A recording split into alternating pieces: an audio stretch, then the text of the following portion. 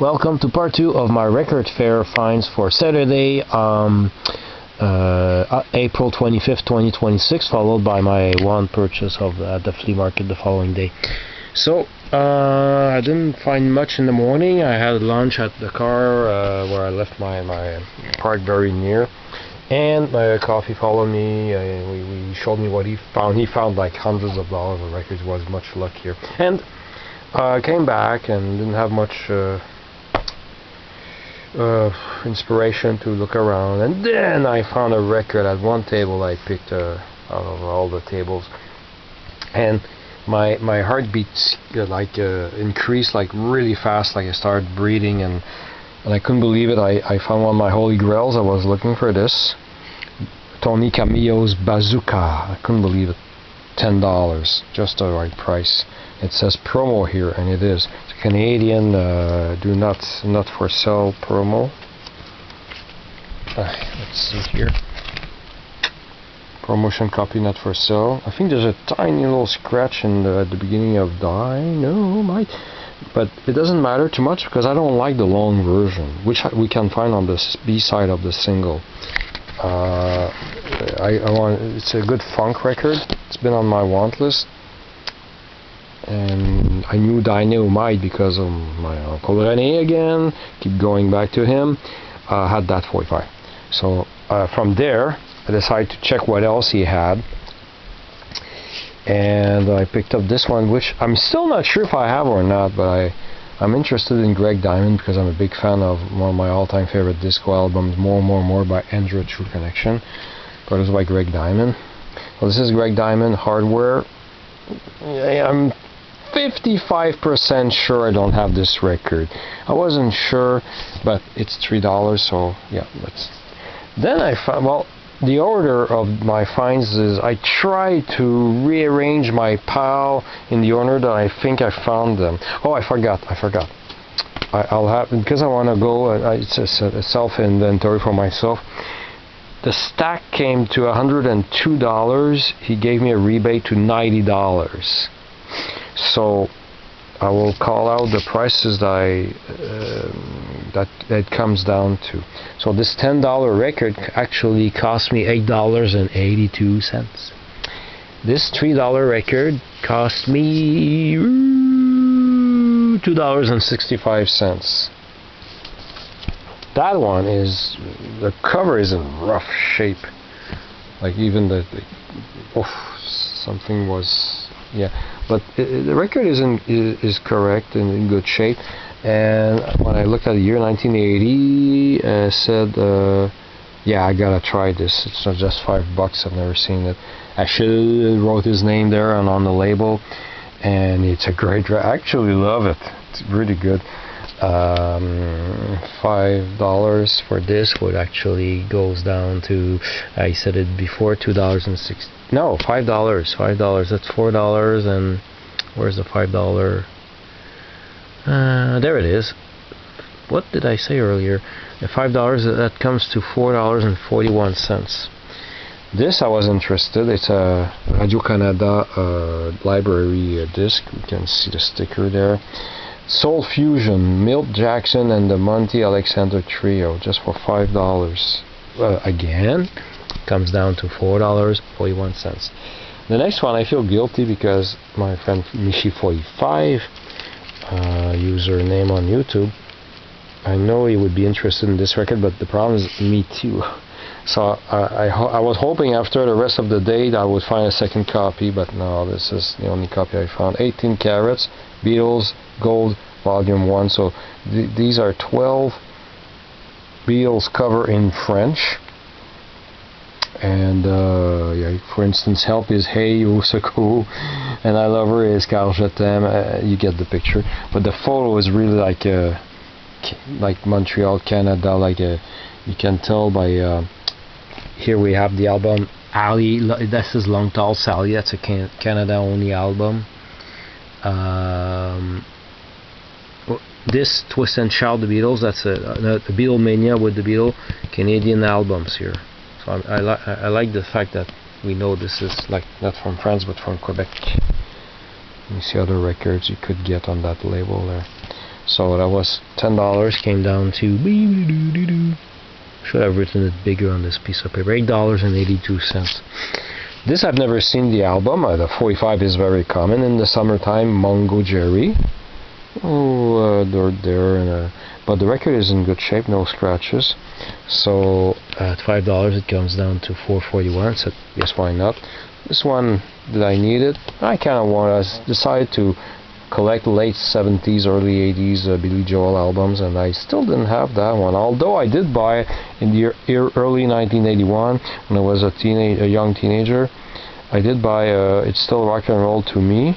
It was actually on that record that I gave up buying brand new 45s because with tax and everything, taxes, it reached the cap of $2, over $2. I said that's too expensive. I was buying disco records, deleted disco albums for pennies, like for under $1. I thought was anyway. And one of my favorite songs by him is "Don't Ask Me Why" is on it.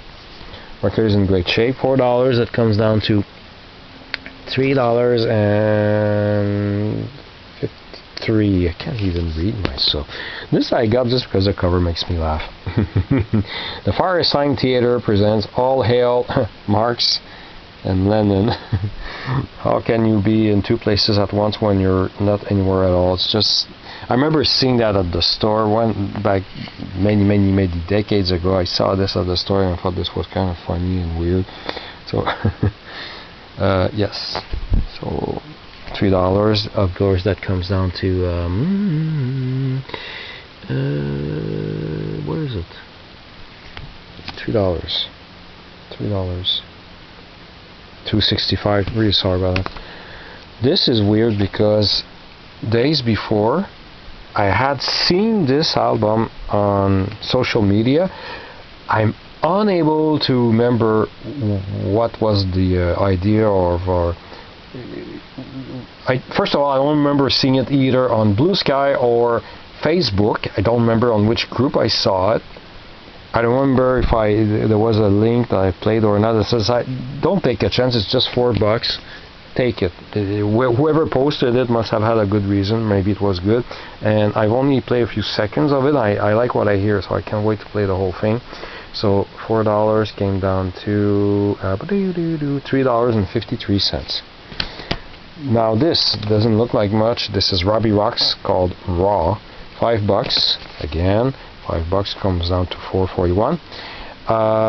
Early 80s, when I used to buy deleted records at Discus, I got an album by Robbie Rock's called Do What I Do from 1980.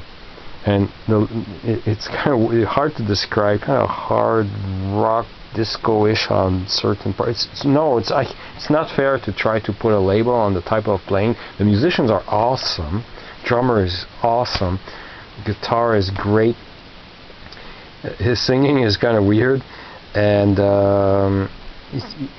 at moments, at times, he reminds me vaguely of a female Nina Hagen type of craziness, but he has his own brand of craziness. Now,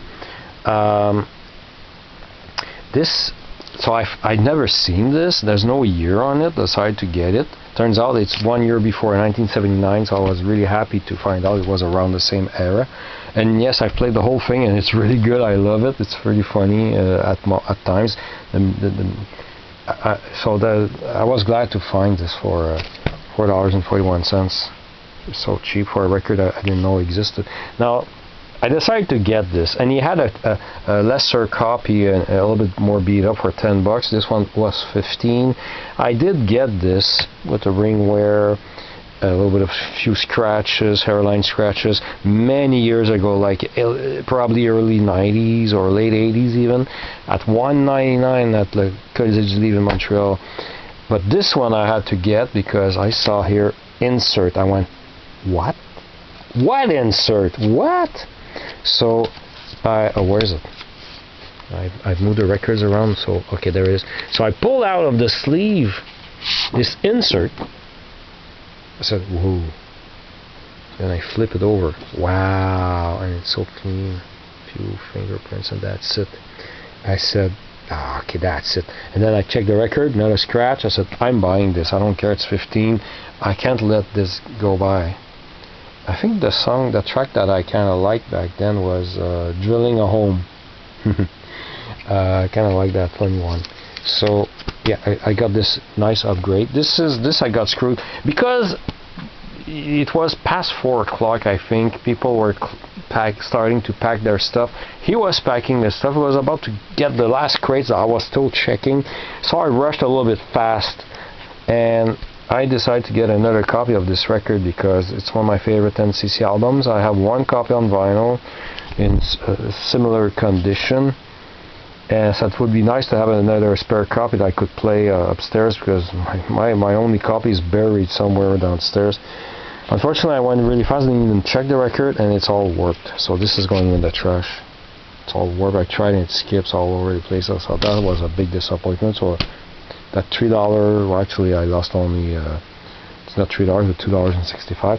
This one, I was so happy because I did see at 2 other tables, and it was more than $8, and the condition of the sleeve was maybe worse than this one. The record is in nice shape. It was the cheapest copy of the day because I collect war records, so this is Eric Burton War, and it was $8, so that one comes down to $8, $7.06. So it's I missed the double album earlier because of one scratch, and it was $25. I'll find another copy one day. And another record that I was tortured about getting or not. I collect Pink Floyd records like most collectors, except that I stopped right before The Wall. I don't like The Wall, although I did get a copy last year, but there was a bad scratch across 2 or 3 titles. But I don't like The War. I don't like Roger Waters when he became the type of compositions he made, the depressing. I can't watch the movie The Wall. It's too depressing. It's a personal thing. But I was all the stuff they did before. This is the only album I didn't have. Zabriskie Point soundtrack. There's 3 tracks by the Pink Floyd. And I've seen a copy at, I don't know, $30-something. One table that I seen in the morning had a scratchy copy with some scratches that, like, one of the scratches crosses the whole track here, and the volume is very low, the groove is very compressed. I was trying to feel with my finger if I tried to guess if we could hear the scratch or not, and I wasn't sure. It was $15. I said, I'd rather wait and pay more. And then, like minutes before he left, bang, I find this. I was so happy. I couldn't believe it. I couldn't believe my luck. I think that the cover is a little bit dirty there. I don't think that's part of the art. There's a deletion hole right there. This is a little bit dirty. The record is okay with a few scuffs, but no deep scratches. And it was $15. So of course that one, just like the I forgot to mention it, the soundtrack Wonderwall Music by George Harrison. Those $15 record came to $13.24 for Zabriskie Point. I'm really stoked because I've never seen it like before. I don't remember seeing Zabriskie Point 3 times in the same day. Then I took a chance on that one like minutes before he left, like the very, very end. He was almost taking away the electronica crate, and I said, no, I want to check it. And he went to drop something else in his car, and I picked that out for $7, which came to $7 comes down to $6.17 on the electronic pop music Command ABC Records. I had to get it because I collect late 60s, early 70s Moog or electronic music records, and this one has Hey Jude and Revolution, so I had to get it just for that. So there we go with that. So I was all at one table. I got more records than I had all day. Then at another table, I was really like people were leaving. Some people still had records. So I was like one of those annoying buyers or pickers that were still checking records until it was too late. So I picked up Esther Phillips' Performance because I now collect her records, and that one I knew I didn't have. how I'm not wrong. So I checked the year, and it's 1974. It's, oh, this must be cool. It's just 1 year before What a Difference a Day Makes. And it was marked $8. And very last record of that row was Isaac Hayes' Love Attack. I collect everything Isaac Hayes, so I couldn't believe it. I said, oh, 1988, the music probably sucks, but him, he's still probably very good. Exactly what I thought. Actually, the love songs are not bad. The sound of the 80s through Love Attack is really annoying. I really don't like the general sound of the 80s, but I like specific bands or specific records. So that was $7, so that's 15. There was another record, was Frank Zappa. It was $15, but there was an annoying scuff on it that I was afraid would be audible. I think it was Sleep Dirt. It was $15, and decided to try to shave a few dollars off. And he said, no, I don't take dollars off under $100. I thought, was a cheapskate. I mean, other sellers would like shave a few dollars off. Didn't like his attitude, so I just, okay, no problem. Especially I've seen that record at other tables. It's not a rare Zappa album, so I'd rather get it from someone else. So I only got those two records for $15, and that was it for that day. And just to finish, because the video is dragging on. The next morning of the flea market, Sunday, April 26th. I was really tired. I didn't stay very long. I've been there 7:28 a.m. to 8:51, less than an hour and a half. I only got one thing at the very end, my last row before I left, and I got this book. It's beat up. It's really beat up. You can see like somebody used it as a writing pad, but I've never seen it before. It's le dessinateur d'Astérix, le Gaulois Uderzo, croqué par ses amis. So these are other artists who caricature Astérix and all the characters from Astérix, and Uderzo, who's the artist who drew Astérix. This is really funny. This is a panel from Astérix chez les Normands, but they put Uderzo there and a Ferrari logo on the horses, and so that was really funny. And this is like an allusion to manga, Japanese comic books invading Europe or France rather, and Village Gros Nez, Big Nose Village being resistant to the manga style. And just this is funny. It's just Obélix giving shit to Uderzo. This picture makes me laugh, and so I only read 2 pages so far. It's pretty good. So I'm not looking because I don't want spoilers. I'm only showing what the rest of the book looks like. So I've never seen this before in many years of collecting, so I said, even it's all beat up, I got it for $4. So thanks for watching.